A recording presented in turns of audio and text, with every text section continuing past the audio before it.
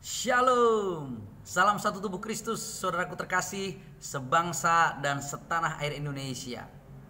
Saya Refren Muhammad Paulus N. Tambunan, sungguh mengucap syukur boleh kembali menjumpai Anda melalui video ini. Pertama-tama saya ingin mengucapkan terima kasih untuk seluruh saudaraku terkasih yang setia memberikan dukungan kepada channel YouTube ini untuk bertumbuh, berkembang, dan boleh menjadi berkat bagi banyak orang. Terima kasih saudaraku terkasih yang telah menjadi subscribe bagi channel YouTube saya, dan juga yang telah memberikan like, komen, dan juga yang telah berkenan membagikan channel YouTube saya. Saya sungguh bersyukur kiranya channel YouTube ini melalui video-video yang saya posting boleh menjadi berkat bagi banyak orang, dan boleh semakin meneguhkan iman saudaraku terkasih, bahkan boleh menjadi berkat bagi orang-orang yang belum percaya, dan akhirnya mereka boleh menjadi percaya kepada Yesus Kristus Tuhan, bahwa Dia adalah satu-satunya Tuhan dan Juru Selamat. Saudaraku terkasih dalam Tuhan, pada bagian video ini saya ingin menanggapi beberapa komentar yang saya terima di dalam kolom komentar dari beberapa video saya yang saya upload. Bahkan pemahaman-pemahaman salah yang disampaikan oleh banyak orang tentang konsep keselamatan dan konsep kekristenan yang benar. Saudaraku terkasih dalam Tuhan, untuk menjadi seorang Kristen itu bukan karena kelahiran, bukan karena keturunan, dan tidak ada satu agama pun yang bisa menyelamatkan manusia, termasuk agama Kristen.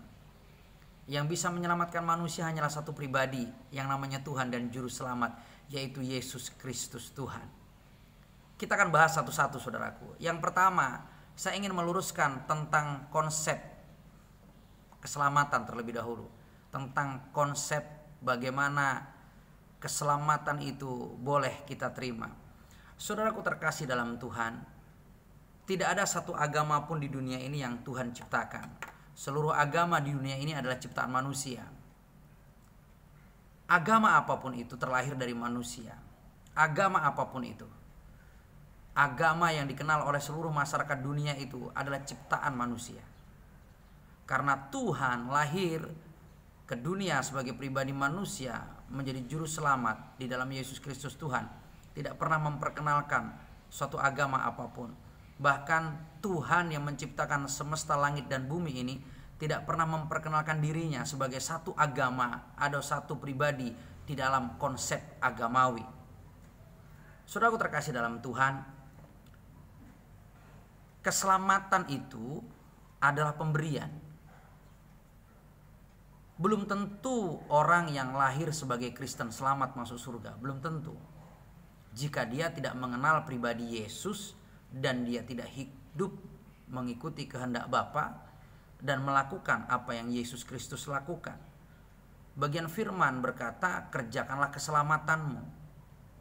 Orang yang telah menerima Yesus sebagai Tuhan dan Juru Selamat akan merespon itu dengan sungguh dan akan melakukan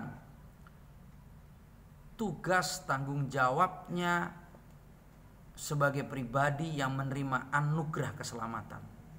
Kasih karunia akan memimpinnya kepada jalan pengertian untuk dia boleh mengerti tentang Tuhan secara pribadi.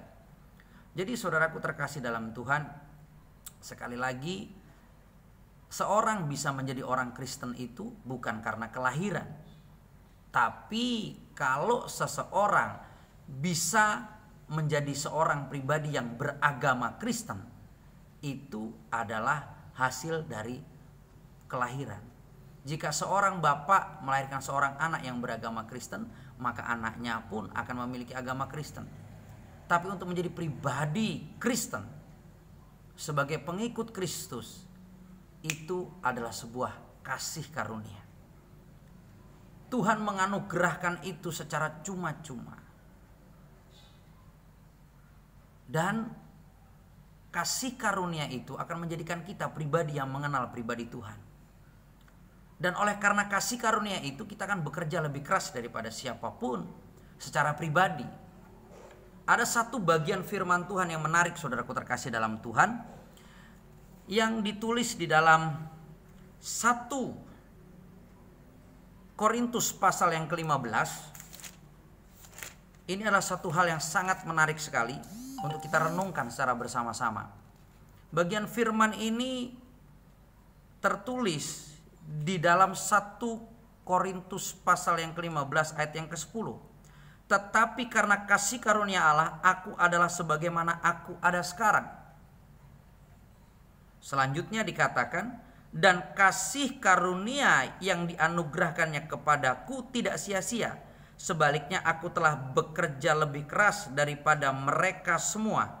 Tetapi bukannya aku, melainkan kasih karunia Allah yang menyertai aku.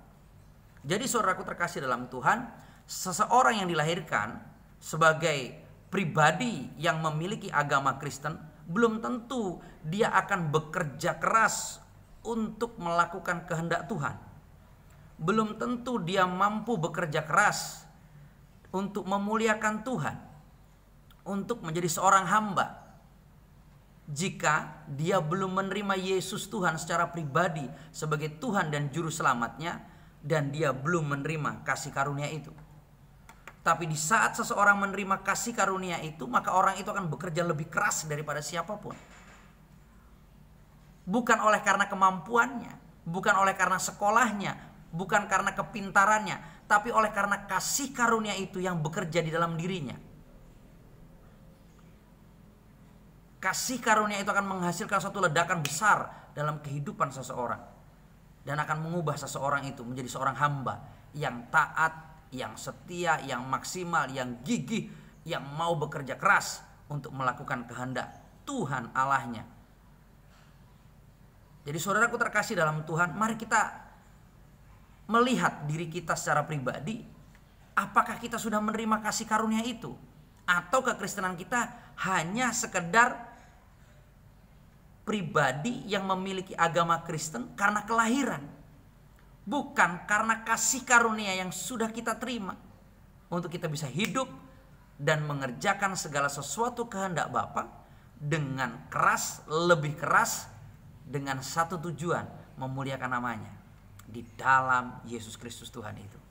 Jadi saudaraku terkasih dalam Tuhan, jangan pernah beranggapan, oh aku sudah beragama Kristen, aku sudah menerima kasih karunia. Tidak saudaraku.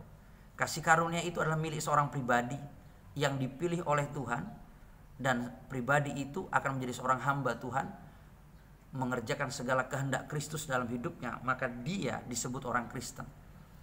Rasul Paulus menulis ini karena dia menggambarkan imannya, menggambarkan pengalamannya dengan Tuhan, menggambarkan kehidupannya, dan dia sampaikan kepada jemaat yang ada di Korintus, ini loh aku, bukan karena kuat gagahku, bukan karena kepintaranku sebagai seorang master, seorang doktor teologi, bukan, tapi karena kasih karunia itu sudah dia terima, dan dia hidup di dalam kasih karunia itu, oleh kasih karunia itu.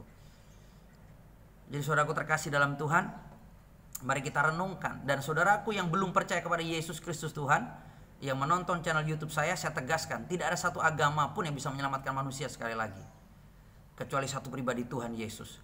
Dan orang yang beragama Kristen belum tentu juga diselamatkan jika dia tidak hidup menerima kasih karunia, dan di dalam kasih karunia itu, dan oleh karena kasih karunia itu mengerjakan keselamatannya. Saudaraku terkasih dalam Tuhan, ini adalah hal yang sangat menarik. Bagi saya, daripada kita menghujat siapapun, lebih baik kita meng-cross check iman kita, dan kita merenungkan itu menjadi satu tanggung jawab sebagai pribadi yang telah menerima Yesus sebagai Tuhan dan Juru Selamat. Terlebih kita yang menyadari bahwa hidup kita hanya karena kasih karunia, saudaraku terkasih. Dan yang kedua, saudaraku terkasih dalam Tuhan, yang ingin saya sampaikan dari beberapa komen yang masuk ke dalam channel YouTube saya katakan bahwa sekali lagi, bukan suatu usaha, bukan suatu kerja keras seseorang bisa selamat. Orang selamat kalau sudah memiliki juru selamat. Dan juru selamat di dunia itu cuma satu, Yesus Kristus Tuhan. Kalau di dalam Al-Quran dikatakan hada siratul mustaqim, itu dikatakan inilah jalan yang lurus. Pribadi itu disebut dengan nama Isa Al-Masih, anak Siti Maryam. Jadi saudaraku terkasih dalam Tuhan, tidak ada satu orang pun bisa selamat jika tidak menerima juru selamat. Sehebat apapun usaha kita, tidak akan pernah cukup, saudaraku. Karena kita begitu mudah marah, kita begitu mudah kecewa, kita begitu mudah membenci, begitu mudah menghujat, begitu mudah menyakiti orang lain, begitu sombong, bahkan tidak mau minta maaf jikapun dia sudah salah. Saudaraku terkasih dalam Tuhan, hari-hari ini kita melihat satu kasus yang besar tentang kematian Brigadir Joshua Huta Barat. Ini menarik bagi saya secara pribadi. Karena apa? Kapolri adalah orang Kristen. Irjen FS adalah juga seorang Kristen. Brigadir Joshua adalah seorang Kristen. Baradae adalah seorang Kristen. Jika ada yang salah, mohon dikoreksi dan diingatkan. Tapi apakah mereka Kristen sejati? Kok tega melakukan pembunuhan yang begitu sadis? Siapapun itu pelakunya. Sebagai manusia saja itu sudah sangat sadis. Itu sudah melanggar HAM. Sudah pembantaian yang sangat mengerikan. Tapi saya mau katakan begini. Apakah kita terus berhak menghakimi siapapun? Kita berhak menghakimi Irjen FS, menghakimi Brigadir Joshua Huta Barat, menghakimi Baradae, menghakimi Pak Kapolri. Enggak boleh. Tugas kita sebagai orang yang hidup di dalam kasih karunia, bahkan sebagai orang Kristen yang sudah menerima berkat jalan yang lurus itu, dan kita sudah hidup di dalam keselamatan itu, di dalam ayat yang ke-15 dan 16 di dalam Injil Yohanes pasal yang ke-15, saudaraku terkasih dalam Tuhan, ditulis dengan sangat jelas, saudaraku, apa yang harus kita lakukan sebagai pribadi yang sudah dipanggil, dipilih dan ditetapkan untuk menghasilkan buah sebagai seorang Kristen yang benar-benar Kristen. Dikatakan begini dalam Injil Yohanes pasal 15 ayat yang ke-16 dan ayat yang ke-17. Dimulai dari ayat yang ke-15. Saya bacakan 3 ayat ini untuk kita semua. Aku tidak menyebut kamu lagi hamba, sebab hamba tidak tahu apa yang diperbuat oleh tuannya. Tetapi aku menyebut kamu sahabat karena aku telah memberitahukan kepada kamu segala sesuatu yang telah kudengar dari Bapakku. Bukan kamu yang memilih aku, tetapi akulah yang memilih kamu. Dan aku telah menetapkan kamu supaya kamu pergi dan menghasilkan buah, dan buahnya itu tetap, supaya apa yang kamu minta kepada Bapa dalam namaku diberikannya kepadamu. Inilah perintahku kepadamu, kasihilah seorang akan yang lain. Jadi saudaraku terkasih dalam Tuhan, kesalahan apapun yang diperbuat oleh orang lain, terlebih saudara kita dalam satu iman, dalam satu wadah kekristenan, sebagai satu tubuh Kristus, tugas kita adalah mengasihi satu sama lain. Jika ada saudara kita yang jatuh, jika ada saudara kita yang terjerembab, jika ada saudara kita yang masuk lubang, mari kita tolong mereka, kita angkat mereka naik, kita bantu mereka sampai mereka bukan hanya sekedar naik, tapi mereka boleh bangkit dan kembali berdiri, dipulihkan dan diberkati. Yesus memerintahkan itu kepada kita sebagai pribadi yang telah dipanggil, dipilih dan ditetapkan untuk menghasilkan buah bagi hormat kemuliaan namanya. Jadi saudaraku terkasih dalam Tuhan, mari kita terus doakan tentang kasus meninggalnya saudara kita terkasih almarhum Brigadir Joshua Huta Barat. Kita terus berdoa, kita meminta kemurahan Tuhan untuk segera boleh selesai semuanya. Kasih dan kebenaran dinyatakan, dan nama Tuhan tetap dipermuliakan. Dan ini mengingatkan kita tentang segala sesuatu. Setinggi apapun pangkat kita, sehebat apapun status kita, ingat, jangan pernah sombong. Karena firman Tuhan jelas berkata, barang siapa meninggikan diri akan direndahkan, tapi barang siapa merendahkan diri akan ditinggikan. Mari tetap rendah hati dimanapun kita berada, dan mari kita hidup saling mengasihi. Damai sejahtera untuk saudaraku dimanapun berada. Saya berdoa semuanya tetap sehat, tetap kuat, dan terus menjadi berkat bagi banyak orang. Terus menyatakan kasih Tuhan, dan Indonesia semakin damai. Karena shalom yang daripada Tuhan memenuhi Indonesia. Shalom yang kita nyatakan setiap waktu. Salam kemenangan, salam satu tubuh Kristus. Tuhan Yesus berkati. Shalom.